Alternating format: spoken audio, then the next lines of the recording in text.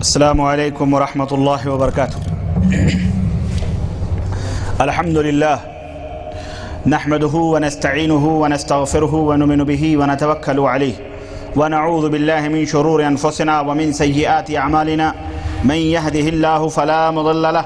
ومن يضلله فلا هادي له واشهد ان لا اله الا الله واشهد ان محمدا عبده ورسوله اما بعد فان خیر الحدیث کتاب اللہ وخير الهدي هدي محمد صلى الله عليه وسلم وشر الأمور محدثاتها وكل محدثة بدعة وكل بدعة ضلالة وكل ضلالة في النار. قال الله تبارك وتعالى في كلامه المجيد: أعوذ بالله السميع العليم من الشيطان الرجيم. بسم الله الرحمن الرحيم. يثبت الله الذين آمنوا بالقول الثابت في الحياة الدنيا وفي الآخرة. اللهم صل على محمد وعلى آل محمد كما صليت على إبراهيم وعلى آل إبراهيم إنك حميد مجيد. اللهم بارك على محمد وعلى آل محمد كما باركت على إبراهيم وعلى آل إبراهيم إنك حميد مجيد. تمام قسم کی حمد و ثنا اس خالق کائنات کے لیے لائق و زیبا ہے جس نے ہمیں اور آپ کو پیدا فرمایا، اور بیش بہا درود و سلام اس ذات مبارکہ مقدسہ پر جو ساری کائنات کے لیے رشد و ہدایت بنا کر کے بھیجے گئے. برادران اسلام، نوجوان دوستوں، بزرگوں اور بھائیوں اور قابل احترام اسلامی ماں اور بہنوں، آج کے اس عظیم الشان اجتماع میں میری تقریر کا جو موضوع ہے وہ ہے عذاب قبر کی حقیقت. قرآن کریم کی جو آیت میں نے پڑھی ہے، اللہ وحدہ لا شریک ارشاد فرماتا ہے کہ ایمان والوں کو اللہ رب العزت پکی مضبوط بات کے ساتھ، پکی بات کے ساتھ، ثابت شدہ بات کے ساتھ مضبوط رکھتا ہے، پختہ رکھتا ہے، دنیا کی زندگی میں بھی اور آخرت کے اندر بھی. دوستو، اس موضوع کی اہمیت کے پیش نظر اس کے تعلق سے میں چند باتیں آپ کے گوش گزار کروں کہ یہ موضوع بہت ہی اہم اور بہت ہی ضروری ہے. یہ تو ہم سب اس بات کو اچھی طرح جانتے ہیں کہ قبر کے اندر عذاب یا ثواب جو کچھ بھی اللہ اور اس کے رسول نے بتلائے ہیں وہ ہوتے ہیں، لیکن ہمارے ملکوں کے اندر، ہندوستان یا پاکستان یا بنگلہ دیش کے اندر، کچھ ایسے اسلام کے نام لیوا فرقے بھی پیدا ہوئے ہیں، کچھ ایسی جماعتیں اس وقت پیدا ہو چکی ہیں جو سراسر قبر کے عذاب کا انکار کر رہی ہیں، اور امت محمدیہ کے اندر فتنے پیدا کر کر کے امت کو اس قدر شکوک اور شبہات اس کے اندر پیدا کر رہے ہیں کہ جو آخرت کے اوپر یقین اور ایمان ہے وہ مشکوک ہوتا جا رہا ہے، اور بھولے بھالے لوگ بیچارے ان کے چرب زبانیوں اور ان کی موشگافیوں اور ان کی تحریفات اور قرآن و سنت کو صحیح طریقے سے نہ سمجھنے کی وجہ سے ان کے جو ابلیسی تلبیسات ہیں اس مکر اور فریب کے اندر وہ آ جاتے ہیں، اور وہ بیچارے اپنے ایمان سے ہاتھ دھو بیٹھے ہیں. حیدرآباد کے اندر سے میرے پاس حائل کے اندر بے شمار خطوط اور جریدے آئے. کچھ لوگوں نے باقاعدہ مسلسل مجھے خط لکھے کہ آج کل ہمارے حیدرآباد کے اندر اس کے قرب و جوار میں یہ فتنہ منکرین حدیث کا بڑی تیزی کے ساتھ پھیل رہا ہے، اور وہ لوگ سراسر صحیح بخاری کی، صحیح مسلم کی، بلکہ احادیث صحیحہ کا کھلم کھلا انکار کرتے ہیں، اور امت کے سامنے بیچارے بھولے بھالے ایسی باتیں رکھتے ہیں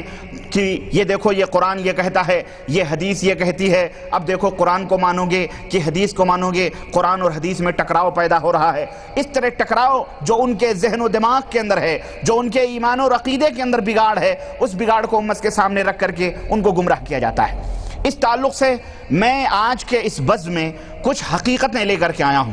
رب کعبہ کی قسم ہے، یہ ہے تو بہت ہی باریک موضوع اور بڑا علمی موضوع ہے، اس لیے میں شروع میں ابتدا میں آپ حضرات سے تھوڑی سی بھیک مانگوں گا، اور وہ یہ ہے کہ میرے عزیزو اس موضوع کو ذرا ذہن کو، دماغ کو حاضر کر کے سنو اور اس کو سمجھو، کیونکہ یہ جہاں ایمان بالغیب ہے، جہاں آخرت کے اوپر ایمان لانا ہے، وہیں پر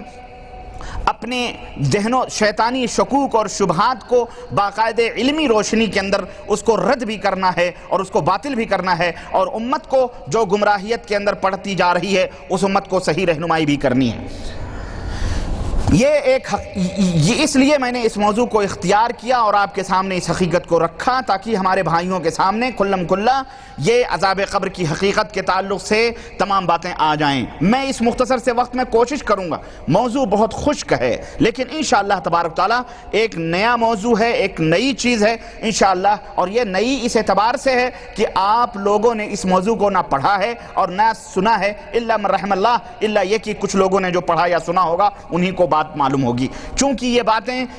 بڑی بڑی کتابوں کے اندر لکھی ہوئی ہیں، درج ہیں، اور لوگوں کو بیچاروں کو اپنے روزی روٹی سے اور بنیادی ایمان اور عقیدے سمجھنے کی فرصت نہیں ملتی، جائے کہ اتنی باریک باتیں سمجھیں۔ لیکن آج کے اس مجلس میں نے بہت ہی آسان انداز اور بڑے ہی آسان اسلوب میں اس کو سمجھانے کی کوشش کی ہے، میں انشاءاللہ سمجھاؤں گا، اور اللہ سے میری یہی دعا ہے کہ اللہ تبارک و تعالی ہمیں قرآن و سنت کے سمجھنے کی اس طرح توفیق عطا فرمائے جس طرح صاحب قرآن نے اور جس طرح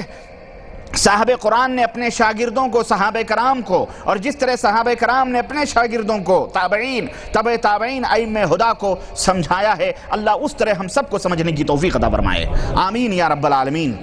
میرے عزیز، زندگی کا کوئی بھروسہ نہیں، اور یہ زندگی جو اللہ رب العزت نے ہمیں دی ہے اسے ایک نہ ایک دن فنا کے گھاٹ اترنا ہے، ایک نہ ایک دن اس کو موت آنی ہے۔ یہ ایک ایسی اٹل حقیقت ہے جس کا انکار دنیا کے اندر کوئی بھی نہیں کرتا۔ ہم تو الحمدللہ بحیثیت مسلمان ہمارا یہ ایمان اور عقیدہ ہے کہ ہمیں ایک دن مرنا ہے، لیکن وہ لوگ بھی اس حقیقت سے انکار نہیں کرتے جو اللہ کا انکار کرتے ہیں، یا اللہ کے سلسلے میں وہ شک اور شبہے کے اندر پڑے ہوئے ہیں، یا جو اپنے دین کے بارے میں مختلف ہیں، یا جو ایک اللہ کو چھوڑ کر سینکڑوں اور ہزاروں خداؤں کو اور معبودوں کو پوجتے ہیں، وہ لوگ بھی اس حقیقت سے انکار نہیں کرتے کہ انہیں ایک دن مرنا ہے۔ اس میں کسی کو دنیا کے کسی بھی فرد کو اختلاف نہیں، چاہے وہ یورپ کا ہو، امریکہ کا ہو، لندن کا ہو، چاہے وہ سعودیہ کا ہو، پاکستان کا ہو، انڈیا کا ہو، بنگلہ دیش، دنیا کے کسی بھی کونے کا رہنے والا ہو، اس کو اس حقیقت سے انکار نہیں ہے کہ اسے ایک نہ ایک دن موت آنی ہے۔ اور یہ زندگی کیا ہے؟ اگر آپ اپنے دل و دماغ سے غور سے سوچیں تو اللہ کی قسم یہ زندگی اتنی مختصر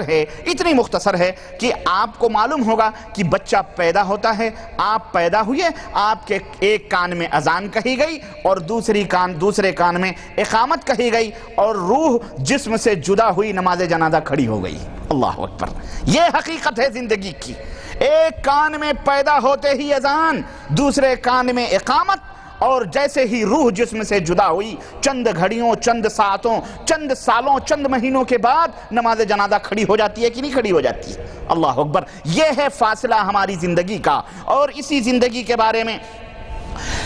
اس زندگی کی کہانی یہ ہے کہ اللہ وحدہ لا شریک نے ارشاد فرمایا، ایھا الناس ان وعد اللہ حق، اے دنیا کے بسنے والے لوگو، چاہے اللہ کو مانتے ہو یا نہیں مانتے ہو، اللہ کا وعدہ حق ہے، اللہ کا وعدہ حق ہے۔ فلا تغرنکم الحیات الدنیا ولا یغرنکم باللہ الغرور، تو پھر یہ دنیا کی جو چند دن کی زندگی ہے یہ تمہیں دھوکے میں نہ ڈالے، اسی طرح شیطان لعین بھی تمہیں دھوکے میں نہ ڈالے، اللہ سے غافل نہ ہو۔ ان الشیطان لکم عدو فاتخذوہ عدوا، اے دنیا کے لوگو، شیطان تمہارا کھلا ہوا دشمن ہے، اس لیے تم اسے اپنا دشمن سمجھو۔ انما یدعو حزبہ لیکونوا من اصحاب السعیر، اور یہ شیطان اور اس کے جو ساتھی ہیں یہ تمہیں اپنی پارٹی، اپنی جماعت کی طرف بلاتے ہیں تاکہ تمہیں جہنم میں پہنچا دیں، تاکہ تم عذاب جہنم سے دوچار ہو۔ اور اسی طرح اللہ وحدہ لا شریک نے اس دنیا کی زندگی کے بارے میں ایک حقیقی نقشہ یوں بتلایا ہے کہ انما الحیات الدنیا لعب ولہو، یہ دنیا کی زندگی کھیل اور کود ہے، اور اصل زندگی کیا ہے؟ اصل زندگی وہی ہے جو مرنے کے بعد تمہیں ملنے والی ہے۔ تو میرے عزیز، جس طرح ہماری زندگی فانی ہے، فنا ہونے والی ہے، اسی طرح یہ دنیا بھی فنا ہونے والی ہے، اور دنیا کی جتنی بھی چیزیں ہیں سب کچھ فنا کے گھاٹ اترنے والی ہیں۔ کتنے ہمارے دوست اور کتنے ہمارے اعزاء، کتنے ہمارے پہچان والے، کتنے ہمارے احباب جو جوانی کے نشے میں، دولت کے نشے میں چور، جب ان کو نصیحتیں کی گئیں، موت سے غافل اور دنیا کے رنگینیوں میں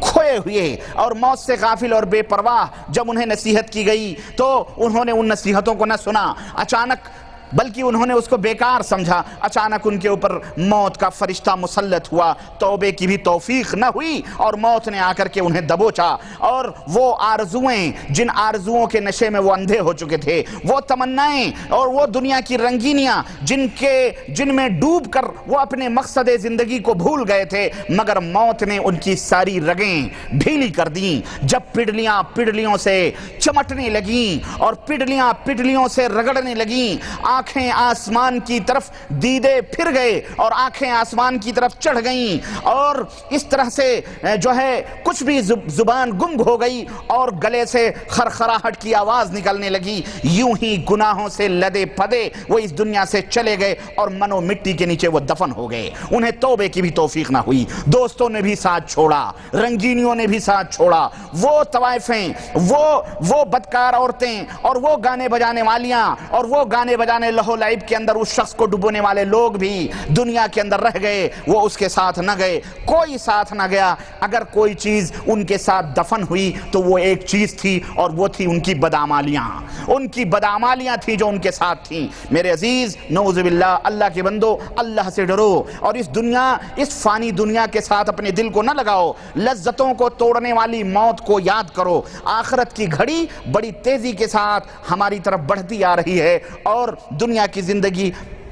پیچھے بھاگتی جا رہی ہے۔ ہم سب جانتے ہیں کہ اگر اس دنیا کے اندر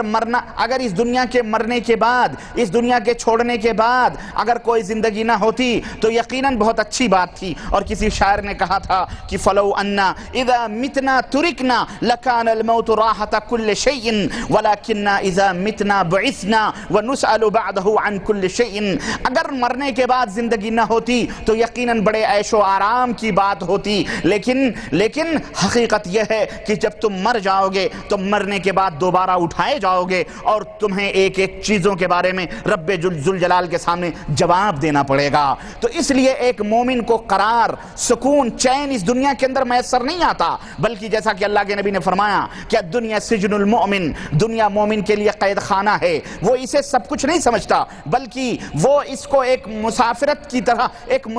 طرح اس دنیا سے گزر جاتا ہے، اور وہ منزل جو آخرت کی ہے، جہاں سکھوں سے سکھ ہی سکھ والی زندگی ہے یا دکھ ہی دکھ والی زندگی ہے، اس کے لیے وہ تیاری کرتا ہے۔ اور اللہ عز و جل نے، اور میرے عزیز، اور جب انسان مرتا ہے تو قبر ہی اس کی سب سے پہلی منزل ہوتی،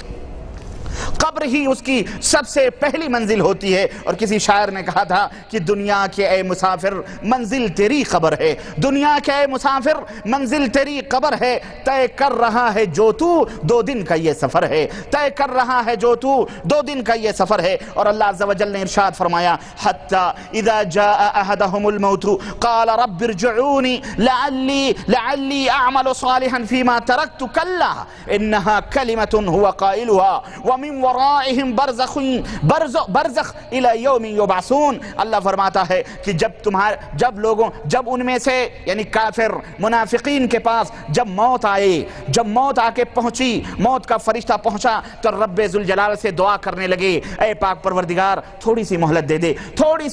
دے دے تاکہ میں نیک عمل کر لوں، تاکہ میں عمل صالح کر لوں، آخرت کے اندر تھوڑی سے کمائی کر لوں۔ اللہ وحدہ لا شریک نے فرمایا ہرگز نہیں، یہ وہ بات ہے جو وہ خود کافر یا منافق کہنے والا ہے، لیکن اب ان کو کوئی چھٹکارا ملنے والا نہیں، ان کو کوئی چھوٹ ملنے والی نہیں ہے، بلکہ ان کے پیچھے ایک ایسی برزخ کی زندگی ہے کہ وہ وہاں جانے کے بعد اب دوبارہ واپس نہیں ہوں گے، اور ایک دن ان کو اٹھایا جائے گا قیامت کے دن۔ میرے عزیز، حضرت براء ابن عازب رضی اللہ تعالیٰ عنہ فرماتے ہیں کہ رسول اللہ صلی اللہ علیہ وسلم نے کہ ایک دفعہ کا واقعہ یوں ہے کہ ہم ایک انصاری صحابی کے جنازے میں شریک ہوئے اور ہم مردے کو دفن کرنے کے لیے گئے، قبرستان پہنچے، نماز جنازہ پڑھی گئی اور اس کو دفن کیا گیا۔ دفن کرنے کے بعد میں اللہ کے نبی صلی اللہ علیہ وسلم زمین کے اوپر بیٹھے اور اس طرح سے ہم نے آپ صلی اللہ علیہ وسلم کے ارد گرد حلقہ بنایا اور اس طرح خاموشی کے ساتھ بیٹھے جیسے کہ ہمارے سروں کے اوپر پرندے بیٹھے ہوں، بالکل نبی صلی اللہ علیہ وسلم بیٹھے ایک دم خاموشی کے ساتھ بیٹھے ہوئے ہیں کہتے ہیں تو اس کے اور اللہ کے حبیب صلی اللہ علیہ وسلم کے انگلیوں میں لکڑی کا کوئی ٹکڑا تھا جس سے آپ زمین کو کرید رہے تھے، اور ظاہر ہے یہ کیفیت اس وقت ہوتی ہے جب آدمی کسی گہری سوچ میں ڈوبا ہوا ہو،